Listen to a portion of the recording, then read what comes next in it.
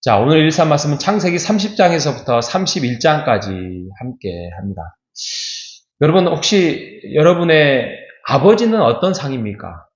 아버지는 어떤 상이에요?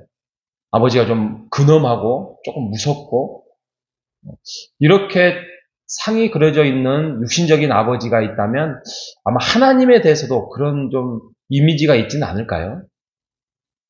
반대로 아버지가 좀 능력이 부족하고 뭔가 좀 이렇게 육체적으로 연약함이 있는 부분이라면 우리 하나님도 아버지다 보니까 어떤 연약하고 부족한 부분이 있진 않을까에 대해서 오해하고 있진 않을까. 이런 부분들이 참 무섭습니다. 왜냐하면 사람은 경험을 통하여서 그런 것들을 체득하고 아무리 그것을 벗어나려고 해도 자기가 보고 배우고 느끼고 생각했던 것들을 많이 이렇게 접목시키기 때문입니다. 그런 분이라면 우리가 성경을 더 깊이 묵상하고 또 하나님에 대해서 일하심을 찾다 보면 육신적 아버지와는 전혀 다른 하나님의 아버지라는 사실을 알 수 있을 것입니다. 오늘 특별히 30장에서 31장 모든 성경이 다 하나님에 대해서 하나님의 능력, 하나님의 사랑, 하나님의 자비 이런 것들이 다 있지만 오늘 특별히 30장, 31장은 하나님의 성품에 대해서 너무나도 잘 알 수 있습니다. 먼저는 30장에 가면 재밌는 내용들이 많습니다. 여기서 이제 아내 둘을 얻었잖아요. 레아하고 라헬이 이제 아버지 라반, 삼촌 라반의 딸들이죠. 그래서 두 딸을 결혼을 하고 경쟁을 하면서 아기를 낳기 시작합니다. 그런데 제일 사랑한 라헬에게는 당장 아기가 생겨나지 않아서 질투심이 아주 강하죠. 그래서 레아가 자기의 여종을 주면서 그 여종 이름이 비라거든요. 비라를 통하여서 내 대신 너가 내 남편에게 들어가서 아기를 낳아라. 그러니까 아니나 다를까 아들 둘이나 낳습니다. 그게 단과 납달리인데. 그러니까 그 옆에 있는 언니가 아니 이것이 그러면서 자기도 아기를 낳았음에도 불구하고 다시 자기의 여종도 붙여줍니다. 그게 실바죠. 그래서 그 실바가 또 갓과 아셀이라는 아들을 낳습니다. 그리고 본인도 아기를 낳습니다. 그러면서 막 경쟁하면서 아이를 출산합니다. 그것이 남편에게 인정받고 사랑받고 싶어하는 마음이었을까? 아무튼 좀 인간적인 모습들이죠.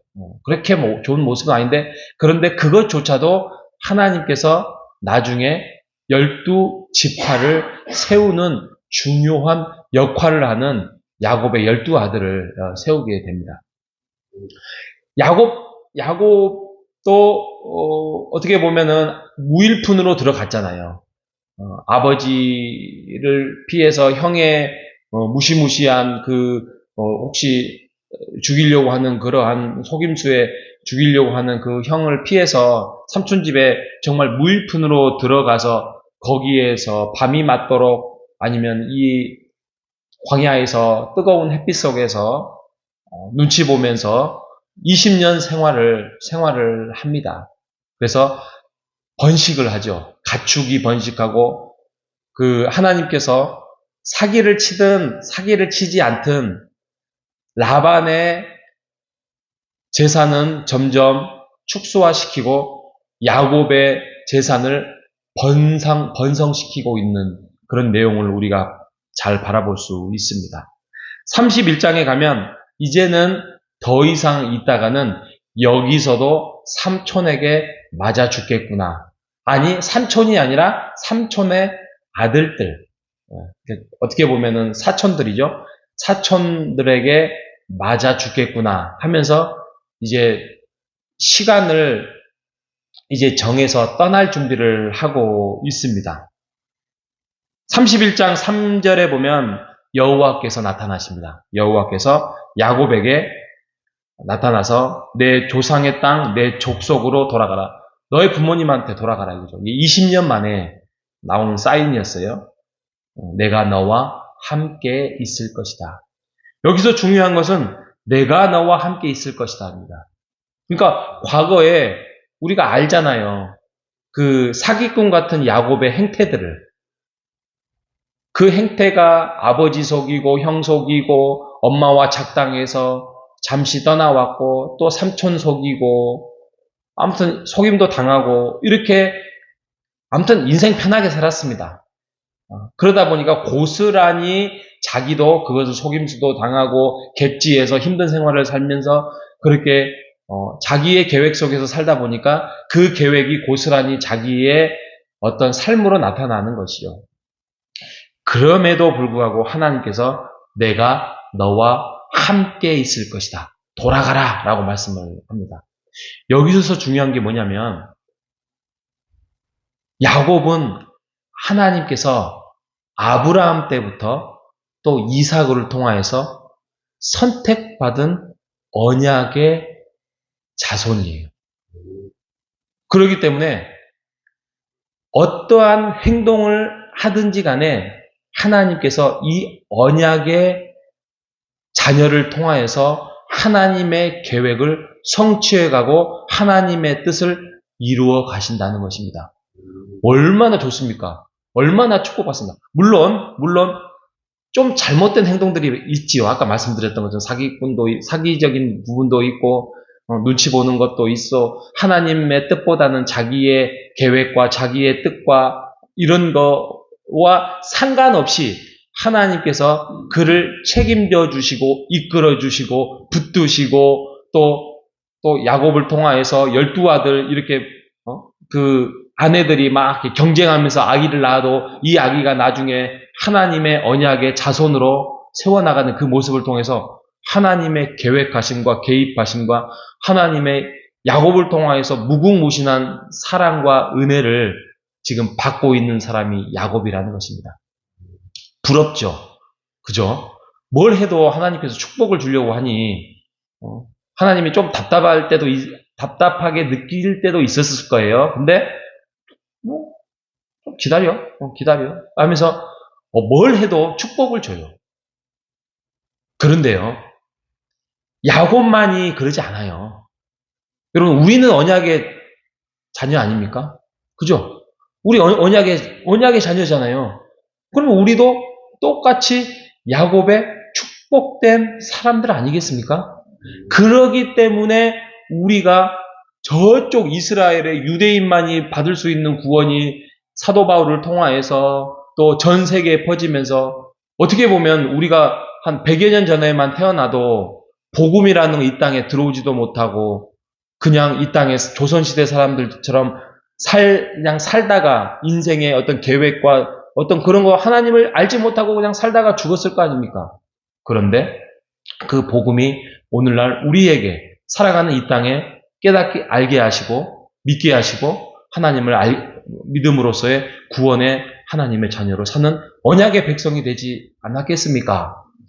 그러니 우리가 하나를 기억하십시오. 우리가 어떠한 행동을 하든지 간에 그게 죄악되고 잘못되고 부끄럽고 이런 거에 대해서 하나님께서는 용서하시고 언약의 백성으로 우리를 만들어 가시고 인도해 주신다. 이걸 믿음으로 고백하시는 여러분 되시기 바랍니다. 아이고 목사님 그럼 이제 내 마음대로 할 수 있겠습니까? 그러는 건 아닙니다. 그러는 거 아니고 그러면 야곱처럼 빙빙빙빙 돌게 돼 있어요. 그죠? 집에 있지 못하고 멀리 객지에 떠나서 부모님도 못 살고 형제들 간에 떨어져 살게 되고 또 눈칫밥을 먹게 되고 뭐 이렇게 살아가겠습니까? 충성하고 순종하면 훨씬 축복된 삶이 펼쳐져 있고 하나님의 계획 속에서 하나님의 준비한 계획이 있음에도 불구하고 그렇게 내 계획과 내 뜻과 야곱처럼 살아가겠습니까? 안심할 수 있는 것은 그럼에도 불구하고 돌고 돌아서 결국에는 하나님의 언약의 백성으로 우리를 이끌어 가신다는 사실에 우리는 안심하시는 여러분 되시기를 바랍니다. 두 번째로는 그럼에도 불구하고 그렇게 야곱의 인생에 돌고 도는 인생을 가지 않으려면 우리가 하나님의 계획 속에서 하나님이 사인을 주시거든 하나님이 말씀하시면 신호를 주시거든 하나님 앞에 충성하고 순종하는 여러분 되시기를 바랍니다. 우리는 축복된 사람입니다. 언약의 자녀입니다. 그 믿음을 오늘도 붙들고 하나님의 성품에 감동받은 자로서 사랑과 은혜를 간직한 채 오늘 하루를 살아가는 우리 모두가 되시기를 주님의 이름으로 축복합니다. 하나님 감사합니다. 야곱이 어떤 행동을 하든지 간에 끝까지 언약의 자손으로 붙들어 주시고 인도해 주신 그 하나님의 사랑과 은혜가 오늘날 우리의 인생에도 똑같이 펼쳐지고 있음을 우리가 믿음으로 고백합니다. 하나님의 이끄심에 삶에 순종하고 나아가면 그 길이 참 평탄하고 평온하고 기쁨이 넘칠 텐데 야곱처럼 우리도 내 중심의 삶 하나님의 뜻을 깨닫지 못하고 내 마음대로 살아가고 있는 부분은 없는지 다시 한번 말씀을 통하여서 다시 한번 점검해 보면서 우리가 가장 빠른 지름길, 가장 평안하고 가장 기쁨이 넘치는 그 길은 하나님께 축복받고 하나님의 은혜 속에서 거하는 길은 하나님의 뜻을 받들어서 우리가 세워나가는 것임을 다시 한번 고백합니다. 야곱의 하나님이 오늘날 우리의 하나님 호산나 교회의 하나님임을 고백하면서 우리가 더욱더 하나님을 가까이하며 살아갈 수 있는 오늘 하루, 이번 한 달, 금년 한 해가 될 수 있도록 인도하여 주시옵소서. 살아계신 예수님의 이름으로 기도합니다.